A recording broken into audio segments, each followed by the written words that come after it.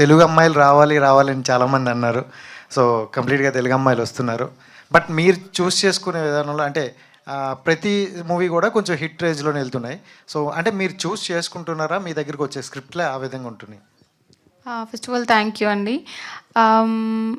చూస్ అంటే ఇప్పుడు మేబీ నేను ఫస్ట్ నుంచి కంటెంట్ బేస్డ్ ఫిల్మ్స్ చేస్తున్నాను కాబట్టి కొంచెం కాంటెంట్ ఓరియంటెడ్ ఫిల్మ్స్ నా దగ్గరకు వస్తున్నాయి. వాటిల్లో నాకు బాగా అనిపించి అంటే నేను ఎనర్జీస్ నమ్ముతానండి. ఒక మంచి పాజిటివ్ ఎనర్జీ ఒక పర్సన్ దగ్గర అనిపిస్తే, ఇప్పుడు మా మోహన్ డైరెక్టర్ గారు వచ్చి చెప్పినప్పుడు సినిమా మీద వాళ్ళకున్న ప్యాషన్, వాళ్ళు పెట్టే హార్డ్ వర్క్ అనేది వాళ్ళ మాటల్లో వాళ్ళు ఫస్ట్ టైం చూసినప్పుడు అర్థమైపోతుంది. సో నా దగ్గరకు వచ్చే కథల్లో నా ఎనర్జీకి మ్యాచ్ అయ్యే పర్సన్స్తో వర్క్ చేస్తున్నాను. అది లక్కీలీ వర్కౌట్ అవుతుంది. Thank you.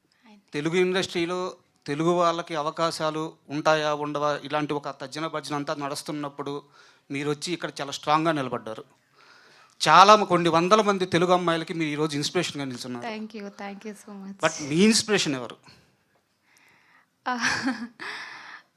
అంటే పర్టికులర్ పర్సన్ అన్నట్టు నేను ఎప్పుడు ఇన్స్పిరేషన్గా పెట్టుకోలేదు. బట్ యునో ఫస్ట్ నుండి మన చిన్నప్పటి నుండి ఇప్పుడు చిరంజీవి గారిని చూసినా, లేకపోతే స్వయంగా వాళ్ళంతటా వాళ్ళ నాన్నగారు అలా ఒక్కొక్కళ్ళు వస్తూ ఉన్నప్పుడు చూసినప్పుడు, వాళ్ళ జర్నీ చూసినప్పుడు నాకు చాలా ఇన్స్పైరింగ్గా అనిపిస్తుందండి. ఓకే, వాళ్ళు చేశారు, so maybe there is a chance for me also అన్న ఫీలింగ్లో స్టార్ట్ చేయడం జరిగింది.